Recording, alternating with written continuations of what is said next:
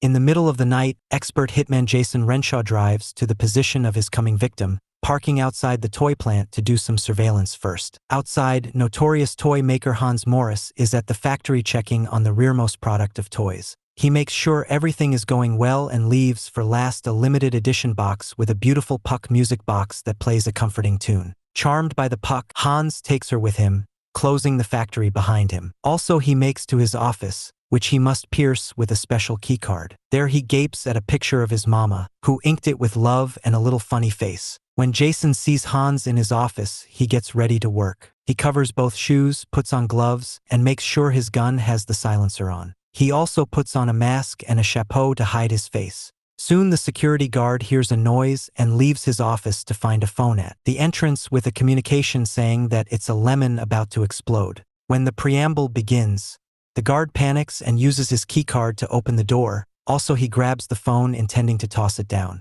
Still, Jason catches him by surprise and snappily puts him to sleep with a painkiller outrage. Also, he grabs the phone and turns it off before stealing the guard's keys. After taking the outrage and hiding the body, Jason makes his way outside and checks the security cameras, noticing another guard coming in. Jason turns all the cameras off with the stolen key and goes after the other guard, shooting him with another painkiller. Also, he jumps on the guard and grabs him to throw him on the ground, holding him until the opiate kicks in. Jason hides this body too and goes upstairs, opening the CEO office with the guard's keycard. Hans stands up as soon as he sees him and slightly gets to wail before Jason shoots him several times, snappily killing him. Subsequently, Jason checks Hans' palpitation to be sure he's dead and sees that the Mama-S picture frame broke when the body fell, noticing the weird hand. He also finds the music box and listens to the music before taking it with him. Moments laterly, Jason is on an airplane flying home. He uses a burner phone to textbook the person that hired him, telling them to confirm Hans' death on the news and to shoot the plutocrat. When the passenger next to him asks him if he has any goo, Jason opens his bag to get it and is startled by the Puck, which is starting to look creepy. The other passenger is confused by his response, but Jason just smiles typically as he gives her the goo. Hours laterally at the field, Jason sees on the news that Hans' death is formerly public knowledge and the Bobbies know a hitman did it. Also, Jason takes the escalator and is creeped out by a baby toy carried by a girl. He's so uncomfortable that he has to look down. Ultimately, Jason returns to his apartment structure and can't help noticing another toy on the frontal office, which also belongs to Hans Brand. Once he returns to his apartment, Jason sees the toy duck he left in his pool, which makes him so nervous that he decides to leave it out in the deck. After taking a shower, Jason gets the Puck music box from his bag and puts it in the glass press where he keeps a memorial of every person he has killed. Also, he checks his computer and sees his payment has been wired. There's also another job ready for him in London. But first, Jason decides to take a nap.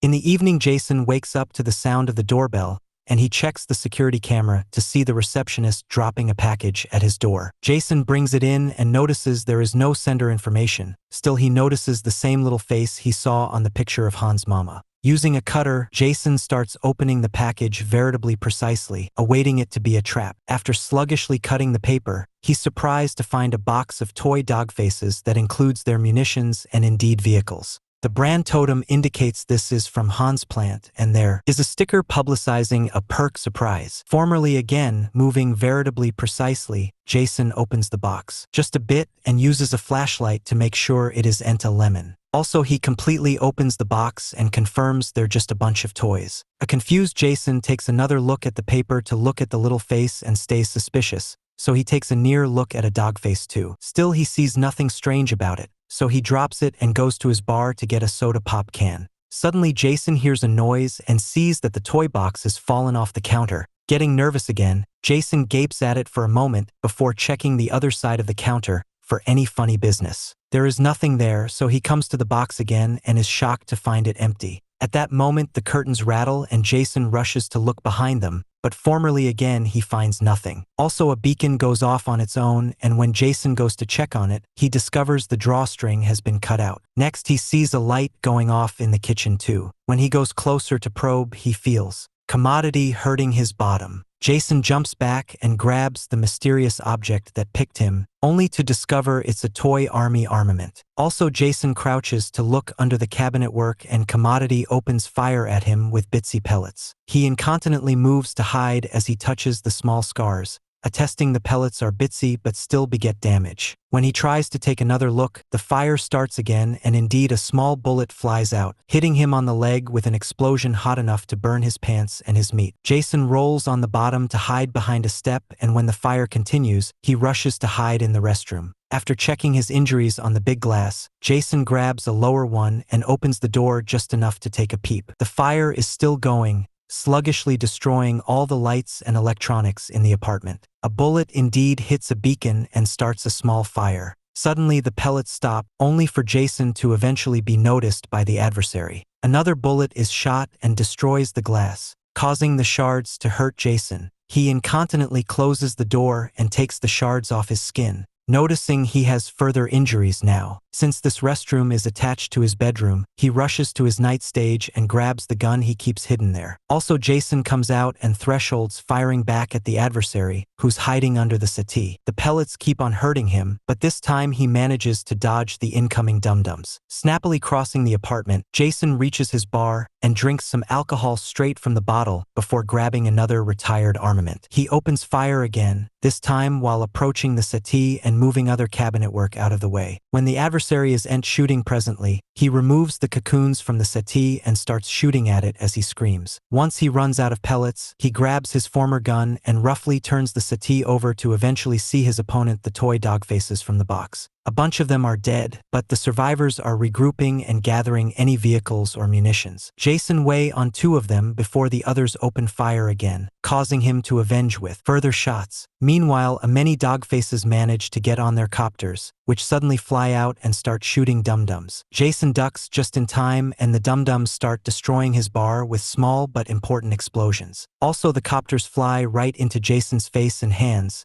cutting him with their rotors and causing him to drop the gun. Jason snappily gets it back and shoots one of the copters down, but this only gives the others an opening to start shooting dum-dums at him again. Jason has no choice but to run back into the restroom. After locking the door, he looks in the glass and is shocked to see how important he's bleeding. With pulsing hands, he washes the injuries and disinfects them, which has him moaning in pain. He also drinks some water to calm down before precisely dressing his hand. Suddenly, a bullet makes a hole in the door and a toy copter canvases in. Jason thinks presto and uses a kerchief to capture it. Also, he throws it on the ground to furiously stomp on it. At that moment, another copter comes by and shoots a bullet, but the explosion is enough to stop Jason. He grabs his gun and opens fire, causing the copter to fly out of the restroom. Jason makes sure the copter is outside the door. Also, he retrieves the kerchief and tosses the broken toys into the restroom before flushing them. Now he can use the kerchief to cover the hole in the door. Hearing noises inside the restroom, Jason flushes it again. Still, the rattling continues. He hits the lid to no mileage, so next he grabs the hair teetotaler and throws it in the restroom too. The performing short circuit kills the dog faces, but also kills the lights in the restroom. Not knowing what differently to do, Jason sits down and waits. He finds some needle and thread, so he uses them to sew the cut on his leg. After drinking some water, he notices a bug spray fell from the press and puts it in his fund as an redundant armament. At that moment, he sees Commodity moving by the door and he gets ready to shoot, only to see a piece of paper being pushed by. After the dog faces leave, Jason grabs the paper and finds the word rendition, so he writes an personality on it before transferring it back. Also, he moves the kerchief to look outside and finds the dog faces firing a cannon. Jason dodges just in time as the load makes an indeed bigger hole in the door. The shots keep coming, destroying the door more and more until there is slightly any wood left. Jason has no choice but to climb out the window, which puts him on a veritably narrow edge above the megacity. Veritably precisely, Jason walks around the edge and hides behind the wall right before the copter comes out, so he's not seen. Also, Jason continues moving, walking veritably sluggishly towards another window. At that moment, he's set up by the copter, which shoots him in the face formerly before it runs out of pellets. Jason manages not to fall and shoots back, running out of pellets too. Still, one is enough to light the copter on fire and make it crash. Subsequently, Jason continues to move on the edge of the structure while dealing with the veritably painful crack in his observance. By holding onto a pipe, he moves around the structure and ends up falling, but luckily he lands in his deck. Hiding behind his calf, he regards outside and sees the dog faces regrouping to make a new plan with their last cannon. Trying to suppose of commodity, Jason looks at the calf and finds the duck, a lighter, and an extinguisher. Seconds laterally, the duck appears swimming on the pool. The dog faces approach it to probe, which leaves the door area free for Jason to come outside. He surprises the dog faces by using the extinguisher on them only for an alternate platoon to approach him from before, snappily opening fire and destroying one of the memorials in the press. Jason struggles with the lighter but ultimately turns it on and combines it with the bug spray, creating a flamethrower that he uses to burn the dog faces down. The toy truck ends up crashing against the cabinetwork and Jason yells in satisfaction before he turns the deers on the rest of the dog faces. Once he has done enough damage, he grabs a cutter and cuts all the dog faces in a bunch of pieces. He also stabs one just to look at it wriggle in pain. Suddenly, the dog faces in the froth shoot down the duck as the extinguisher eventually runs out. Before they can shoot Jason too, he hits them with their own box. Allowing it's eventually over, Jason gathers all the broken toys and takes a near look, but he finds nothing special about them. He counts them all and checks the figures on the box to be sure nothing escaped. Also, he throws them in the scrap disposal and turns it on to turn the toys into dust. After drawing his injuries duly, Jason gets in his pool to relax. Suddenly, he hears a noise and feels commodity hurting his arm. He incontinently gets out of the pool and looks at the water, but he sees nothing strange. The cut on his wrist is relatively deep, so Jason wraps a kerchief around it before moving to hide in his bedroom. There, he tries to sew the crack. Still, his hands are shaking so poorly that he can't indeed thread the needle. In the end, Jason just tapes the new crack and gets dressed before coming out. Always keeping an eye on his surroundings, he grabs the attraction with the exigency figures from his fridge and starts walking backwards to leave the apartment without being attacked by surprise. Jason presses the button in the elevator to get going, but still can't relax because he hears Commodity moving on the roof. The noise also starts moving, indicating Commodity has gotten inside the elevator medium. Suddenly there's a shot and the panel explodes, causing the lights to go out and the elevator to stop. Also, the door on the ceiling opens, revealing one further dogface. This bone is bigger and stronger than the others. As the dogface jumps outside, Jason tries to follow it with his Lilliputian flashlight. Still, it moves too fast and starts cutting Jason's legs. It also jumps and adds a deep cut to his other arm,